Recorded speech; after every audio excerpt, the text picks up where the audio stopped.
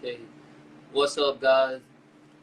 Welcome back to another episode of Uncle Bo TV. I'm your CuZo Smif, and I got a special friend of mine.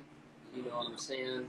And a key friend, just a key homie from a distance, bro. But I love the grind and everything that he's doing. My brother Keyshawn, what's going on, bro? What's going on, Zoe? It's really up. Yes, sir. What's going on here? I'm moving away. But yeah, what's going on, brother? It's definitely been a minute. It's been a minute for real. But like you said, I've also been watching you from afar, and bro, I just love what you're doing. Love that you're taking chances and moving, growing, and learning along the way. That's what it's all about. For Thanks sure, for having me. for sure. I had to, bro. And that's the thing. Like, I even love what you're doing as an artist. You know what I'm saying? Continue to do what you're doing as an author as well. You know what I'm saying? Like, Sure, keep doing what you're sure. doing, bro. Like, for real. But let's go ahead and kick into it, bro. Like, what was growing up like? What was youth like? Yeah. Very interesting questions. And getting to the big talk, as I like to say. Mm-hmm. Growing up was interesting. I actually grew up with 3 of 7 siblings. So I come from not even 7, actually 10 siblings. I'm glad I'm walking in the house trying to escape the rain. But I actually grew up in a 2-parent household with 3 of my 10 siblings, and that included a twin sister. It was really interesting because as the baby of the family, I felt like I always had to try and find a way to stand out, you know? Yeah. But even at the same time, I felt like my parents treated me as the quote unquote like golden child. So, I always did well in school. I was always like a quote unquote good kid, I listened and stuff like that. But even with that, it was interesting because even though they were treating me that way, I never really felt like, well, as a result of them treating me that way, I never really felt like I got as much attention placed on me as my other siblings did. So, for example, I would come home and report card time or progress report time, and they would be lined up ready to see my brothers and sisters report cards, and I try to show them mine, and they'd be like, "Oh, you're good." Like, "Oh, you're good. We know you're, we know you're good." And I'm like, yeah, I'm good, but I mean, Yeah. Still you look don't at want to it. tell me good job or anything like that. But Yeah. I mean, outside of that, like I said, I'm really fortunate and grateful to have grown up in a 2-parent household because there are a lot of my friends and people that I've talked with that haven't, whether it's divorced or, a parent passed away early, or, maybe they just grew up as a single mom or a single father. So, my parents really taught me the meaning of hard work, and they never really let us go without anything. So I'm really grateful for them and grateful to have them in my life still. Okay. That's awesome. So, like, because I mentioned you being an artist before. Like, what really got you into like, playing instruments and stuff like that? Yeah, actually, funnily enough, it was kind of my brother.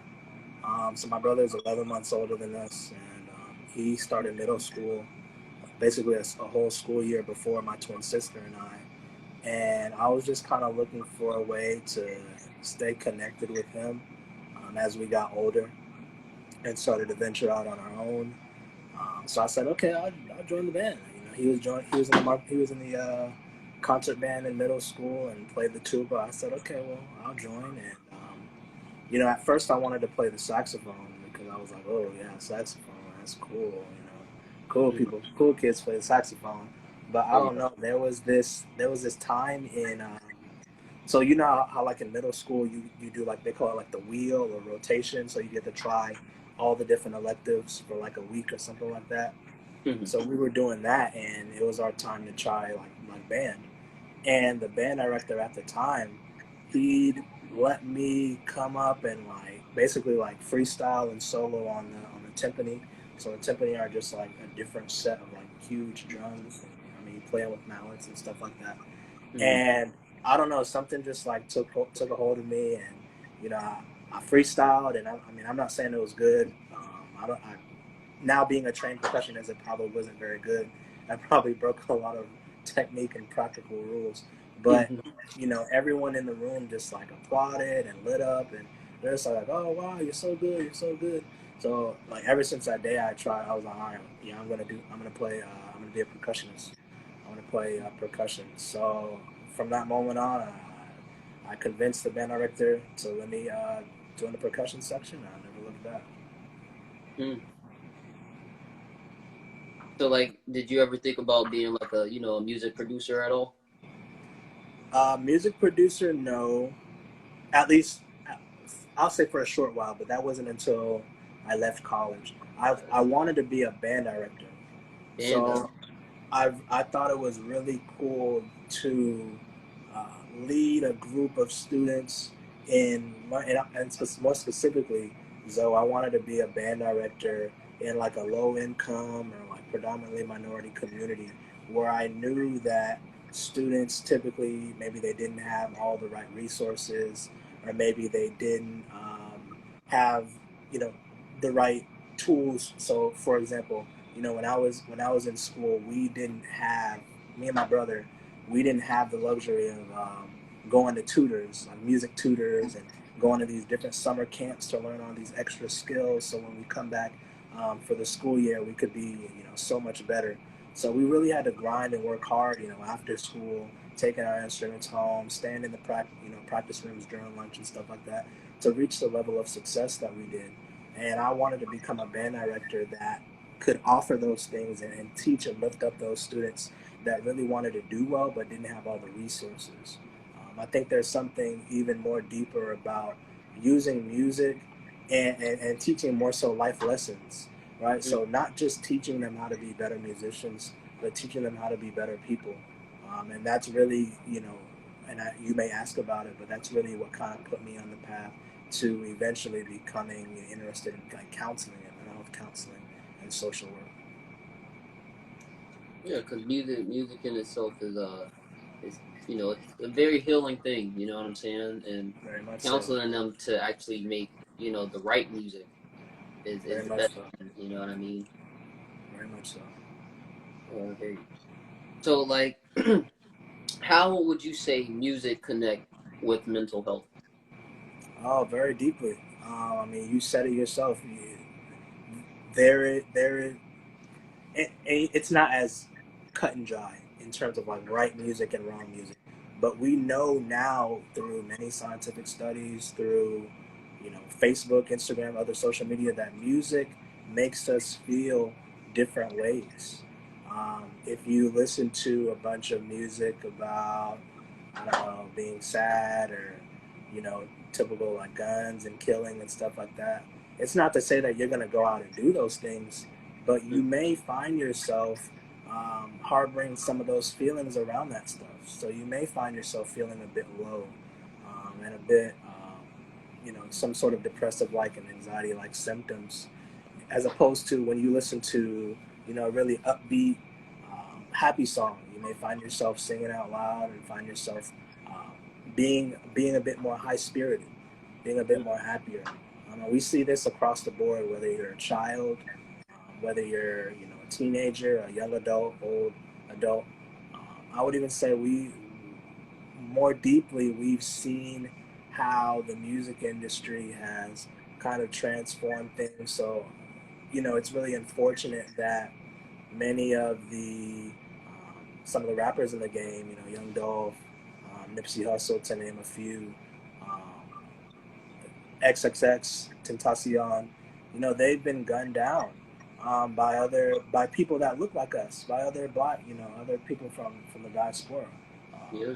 and it's really unfortunate because the types of music that they made, even though it was about their life, and some of it was inspirational and all of it was bad, they were kind of ingrained into that lifestyle with their music. So it's like a past that they couldn't escape from. But that's not necessarily their fault, because that's what the music industry is building up. Um, so I really like the fact that some of these artists like Chance the Rapper and Russ and so on, they're starting to do the independent thing, and that gives them more creative freedom to create the type of music that they want. And I think that's really where we need to go, putting the power back into the people that are gifted and that are making the music, so they can ultimately help us and give us better quality music, because it's good music. Yeah, because there's nothing worse than a great artist who is just taken out of their element because Yeah, they man. can't get their music released, or the people who can never make music, or aka the higher ups or the executives. You know what I'm Yeah, saying? You're like, yeah, oh no, this is or not gonna make it. contracts. Like these Yeah, like contracts are contracts and like, stuff are trash. oh my goodness, it's atrocious. Yeah, so I just I just pray for good music. That's it. Just continue it on. You know. Now, what exactly is your you know your thought process, or like how's your mental health right now? Mental health is good right now. I think it's really important to maintain a strong sense of self care, and I think more fundamentally, you have to understand like what mental health actually is. So it's not necessarily just, hey, are you feeling okay? But additionally, I would even add, what are things that you're doing in your daily life that are either contributing to your positive mental health or contributing to negative mental health. So, we brought up music, for example. Some common things that may affect one's mental health that they may not have thought about are how are your sleeping levels? Are you sleeping, 6 to 8 plus hours a day? How is your eating? Are you getting all your nutrients? Are you eating junk food and desserts all day? Are you exercising? These are things these are bodily functions, right? We say biophysical or physical bodily functions, but they have an effect on the brain as well. What I like to tell people, when I was an intern as a student clinician up in Michigan, and people were hesitant to say, oh, I've never been to counseling before. I've never done any type of therapy. I'm not, quote unquote crazy, which is a very, we don't use that term. It's derogatory. Right. What I tell people is that, think about it like this. You're, you control, you in a sense control your body. What controls your physical body? It's the mind. It's the brain.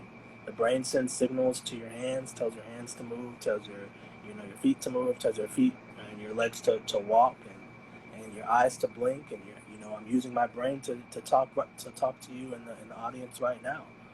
So why would we not also go see specialized professionals who can assist us in, again, maintaining a positive sense of self-care, but those who can also assist us when the brain is on the fritz. If the brain is a computer, don't we get our computer serviced, and the computer updates, and it does all these things to ensure that it's running at optimum capacity? Why would we not do the same thing for our minds? Well, that's our computer, and they typically get it right away. So Hey, that's a good point, though. That's a good point. yeah, man. And basically what that does is it normalizes the need for mental health. One thing that I've been seeing in my current role is that a lot of people are asking for therapy, and it's a great thing, because number one, like I said, it normalizes the need for mental health care, and then destigmatizes what mental health actually is. It's actually very normal to have symptoms of depression, to have symptoms of anxiety, especially in these past current years with COVID, and these social justice movements, and now this war overseas. There's a lot of uncertainty going on right now, Zoe, and it's very normal and natural to feel that uncertainty in our bodies, whether it is with anxiety or feelings of depression. And when those things happen, you have to be mindful enough to say, okay, well, am I maintaining my wellness by, like I said earlier, eating, making sure I'm eating right, making sure I'm exercising, making sure I'm sleeping as much as I need to. And then if those things aren't helping, and I would also add in support systems. So am I getting this stuff out, or am I just holding it in? Right. Am I just shaping myself up like a soda can, or am I releasing that pressure by venting to trusted family and friends or loved ones? And if those things aren't working, then you may want to consider seeking specialized professional help. Mm-hmm. I would say some of those benefits are, number one, they're specialized and professional, so they're not just going to tell you some run of the mill stuff that they may or may not have heard on social media without actually like fact checking. We went to school for this stuff.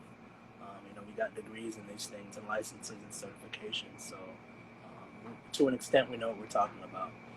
Number two, I would say um, it gives you a neutral party, someone that's away from your situation. So you can go to this person, and it's not like you're gonna see him at the supermarket, or you're gonna see him at the mall, or you're gonna go text them and say, "Hey, let's hang out." No, you only see this person when you're ready to, talk about an incident or talk through feelings, or work on, self-care plans, or work through other challenges that you may be experiencing. I would say lastly, how many times do we often get a chance to speak for 50 minutes to an hour just solely about ourselves without someone interjecting and saying, "Hey, yeah, I hear you, but what about me? What about me?" Yeah. The role of a therapist, right? It's a luxury, but it's also a necessity to have this, because I mean, people are selfish creatures, but we're also social creatures. So we need this ability to talk through things, and to talk through things with people that are going to listen and validate us, and sympathize and empathize with us, because it ultimately gives us. Every time, bro. We're too positive for the algorithm. But yeah, man. What were we talking about? I can't even remember. It was such a good point. Yeah, no, we were just talking about just mental health, and why it's so vital. And the last point that I was saying was that, well, number one, I was saying, mental health is important because, in taking care of our physical bodies, why would we not take care of our brains? Mm-hmm. If our brains control the body. And I was saying therapy is great for a few reasons. Number one, it gives you a chance to speak with a neutral party, someone that's away from the situation, someone that you can speak to, and then say, okay, you give me my tips, tools, and strategies, and then I'm gone. I don't have to see you at the movies or at the club or at the mall. Number two, how many times do we get a chance to speak about solely ourselves for 50 minutes to an hour without someone interjecting about their own thoughts and advice that you didn't want, right? Lastly, I was saying, how many times do we get a chance to do this with someone that has specialized knowledge and insight and practice in dealing with the issues that we deal with? So they're not just going to tell you some run-of-the-mill advice that they heard from someone else. They're going to give you practical advice that they know works from research.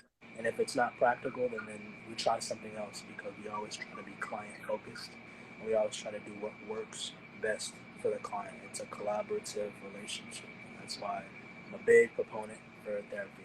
I'm also biased. Okay. See, that's exactly why I called you up, cause that's what I'm saying. I needed that explained very, very, crisp. You feel what I'm saying? Yes, sir. Um, so tell me, cause this is the next part I wanted to get into. What was it like? The difference between the HBCU experience Yeah. and going to PWI. What Yeah. was that like? No, absolutely. Um, Great question as well. Lots of differences. Obviously, the biggest one is, the makeup of the universities, both students and staff wise. I would say going to an HBCU was not something that was on my plate, or not something that I initially wanted to do, but it was something that I instantly found rewarding the moment I essentially stepped on campus. Originally, I wanted to go to a PWI, the University of Florida specifically. I ended up not being accepted, and we talked about music and band earlier. I actually ended up getting a band scholarship to march at Bethune-Cookman University. Which university? Bethune-Cookman University in Daytona Okay. Beach. So the Marching Wildcats, if you all have ever heard of them. So shout out to Dr. Wells for believing in me and giving me some money to go to school. And just the sense of belonging that I felt being there, the sense of being in a place where, wow, and something that I thought about was like, wow, there are so many people that look like me, number one, but more deeply, there are so many people that look like me that are achieving, that are doing things even greater than society says that we can do as Black people, as Black people specifically, but I guess more generally as minorities. It was very inspiring. It was very uplifting. It was very motivating to be around those people, and I met some of the greatest professors and other students that I've ever met. Some of those professors and friends I'm still in contact with today. I will say that sometimes it's interesting. It's also interesting, and a flip side of this is that sometimes I also felt like I was different just in my personality and things that I liked from the larger majority. But even so, just going to an HBCU was such a magical experience, man. And from not just from going to the classes, but also like just homecoming and all the different types of celebrations. Like nobody knows how to turn up like an HBCU knows how to turn up.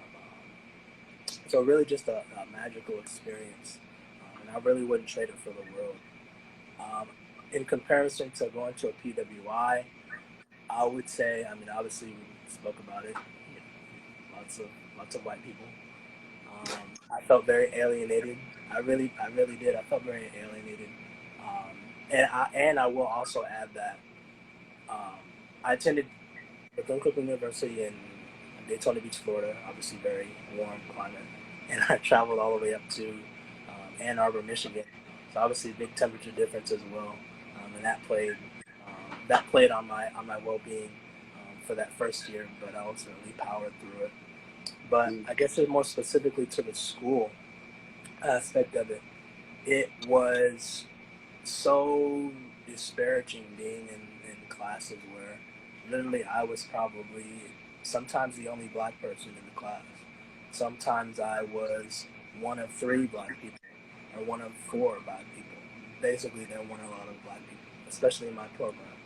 And sometimes this pushed this pushed a narrative of having to speak or using my voice or others in the class using their voices as kind of like a monolith for all Black people. When that's not what I wanted, that's not what they wanted. Everybody has their own unique experiences and opinions. I don't want to speak for anybody, so I often found myself not speaking as much on issues. And this was interesting because, this is in 2020, 2021, when all the social justice stuff was happening. And this was around Black Lives Matter and such. So there was really a push for the University of Michigan to get these anti-racist statements out and these social justice statements out and putting hashtag Black Lives Matter at the end of all of their promotional material and emails. And then, that's a whole other story that we can get into. But ultimately, it just felt like I knew that if I was at an HBCU, it wouldn't have been this way. We'd already have been on board. But I often found myself in class. I'm like, okay, well, I know what needs to happen in regards to these things. So when I was in class and we were speaking about, dealing with, black clients or minority clients, I'm like, well, I want to hear what my white peers have to say. I want to know what you're thinking. Like, what are your thoughts about this? Because ultimately, I understand that to get to where we have to go as humans and as a nation, as a society, it's going to take both sides to a degree. So, although I know this perspective to an extent, I want to know what you're doing on your end to bolster your knowledge, to bolster your competency. And we don't use the word competency; we say humility. So being humble about what you know and what you don't know. So how are you doing that? How are you showing that you are making an effort to better yourself? Or are you just being silent and sitting in the back because this is uncomfortable or this is an awkward thing to talk about? When this happens every day to our people, you never understand. I got mixed reviews. Obviously, I didn't tell people I was doing these things, but some people were willing to speak up about it.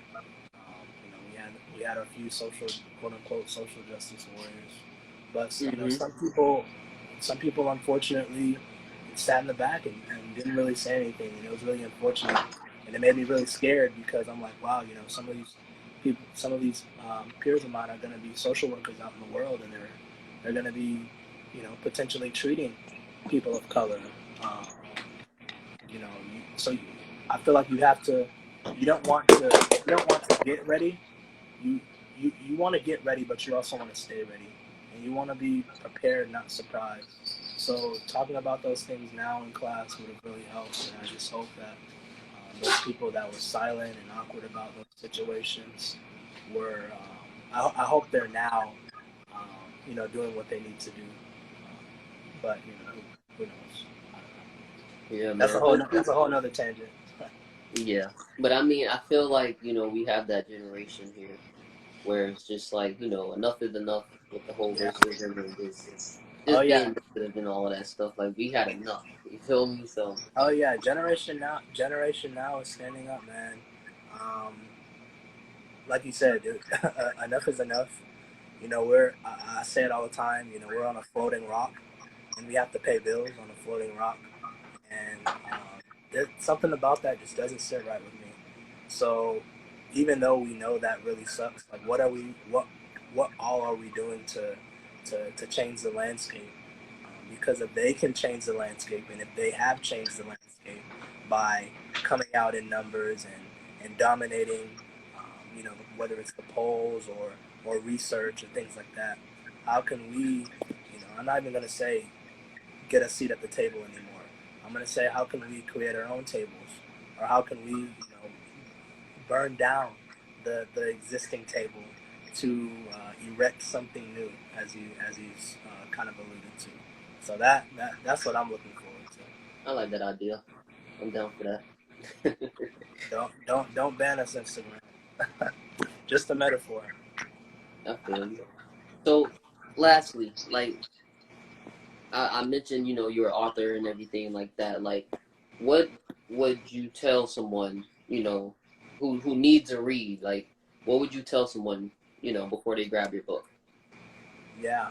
Um, so the two, I'll speak a little bit. So the two books that I've written thus far, the first one is entitled "Ideals of a Young Black Introvert: A Mini Guide to a Better Life," and in that book, um, what's up?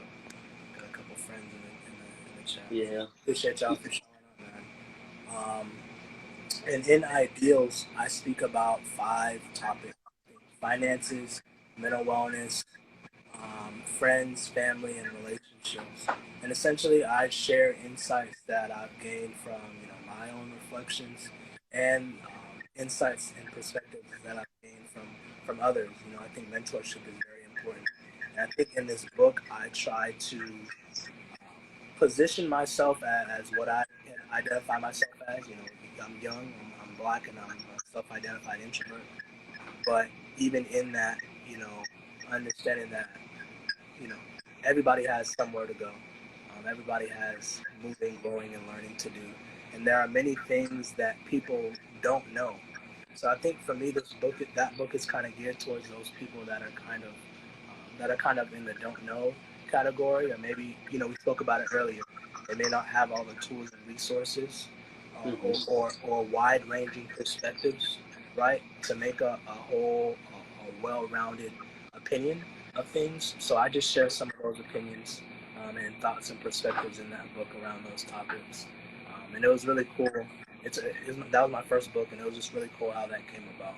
Right. My second book is entitled Winners Not Niggas, A Black Male's Path to the King's Mentality. And in that book, that's more of my we spoke about earlier, like burning the table sort of book, in that book I kind of make a plea and a declaration to eradicate the N-word, which I only use it for the purposes of the title. I don't say it in my everyday language, but to eradicate the N-word and to instead use the term winner. And for me, winner completely changes the game, because obviously historically the N-word has racial and derogatory underpinnings. So using a term like win, we're saying everybody wants to win, or I want to see you win. So calling somebody a winner, like what does that do to them? What does that do to somebody who is down on their luck, who feels like they're not winning? What does that do if they're constantly called a winner, or a winner, rather? We spoke earlier about the power of music. How about just more fundamentally the power of words? What power does affirmations have on other people? What power does affirmations have on you? What if you continue to call yourself a winner? So in that book, to start off, I make that plea, and it's kind of like I call it the winners movement, and that's just something I do in my lifetime, and it's something that I often call other people, men or women, I call them winners. But more deeply in the book, I think I take about 5 or 6 different black males that have had impacts in my life, from peers to mentors to family, and I asked them one question. I asked them, if you had one piece of advice that you could give a little black boy towards living a better life, what would you tell them? And from their pieces of advice, which I quoted, I kind of expanded upon my perspectives and reflections on those pieces of advice. And I got some really great and powerful things. And that was my second book, and I really liked that book because, again, it's not just my words, it's the words of other people. And it's also showing that, we may idolize, in the book I said we may idolize like the Barack Obamas and LeBron Jameses and Nipsey Hussles and such, and there's nothing wrong with that at all. But there are some amazing men and women right in our homes, right in our backyards, right around the corner, right at school, that we're not tapping into because, oh, this person's just like me. They're here like me. I mean, you don't. But the thing is, we don't. We may miss the bag, so to speak, because we're thinking this way. People hold great knowledge, and people hold great power. We don't know what people are doing all the time in their moments of independence and solitude, right? What are they thinking about? So that was my way, not only to make that plea for winners and using that word, but also a way to lift up those black men, because this also motivated. So I ran a Google search, I ran it, and I put in positive facts about black males, and would you believe it that not only did I not get any positive facts about black males, but I got only negative facts about black males. This is a true story. I'm not sure if it's like that still, but I literally only got negative facts about black males. And for me, that's a problem, because there are many black males doing very positive things, whether it's at the top or in our local cities. So this book was just a way for me to lift them up, show them some love, show the generation now and the younger generations that, hey, there are some powerful people doing big things, whether it's on a small scale or on a large scale in your life, and it would benefit us to tap into them wherever they may be. And again, I go back to mentorship as well, because that's very important. So a lot of themes in the book, a lot of reasons why I wrote the book. And both of those books can be found on Amazon. You can just search my name up, Keyshawn McMiller, or just search up the titles. If you want more information about it, just message me at Young Black Introvert. I'll give you those links if you really want. Hell yeah, man. I appreciate you for stopping by, my brother, man. Very inspirational, dog. Don't stop the grind, bro. Keep going. I'm telling you. You're going to Hey, change your likewise. black boy life. I'm telling you, bro. Keep going. All right? I appreciate that, Zoe. Hey, man, look, when you blow up, let me let me come back on, man. I'll For sure, bro. definitely You coming with me. You coming with me, bro. I'm telling say you, dog. Like, less. we gonna take this thing on tour where we just go around talking mental health, bro. Especially like for us, you know what I'm saying? Like black men, we gotta make sure we be okay with talking to each other. You Yeah, feel me? No, put the guns down. You know what I'm saying? Stop the violence, bro. So we yeah, gotta make sure we talk out our issues a little bit more. You feel me? It's all right to not be okay. You feel me? it's very So up. even that matters. But this has been another episode of Uncle Bo TV. I've been CuZo Smif, man. Peace and love. All right. Enjoy life. Yes, sir.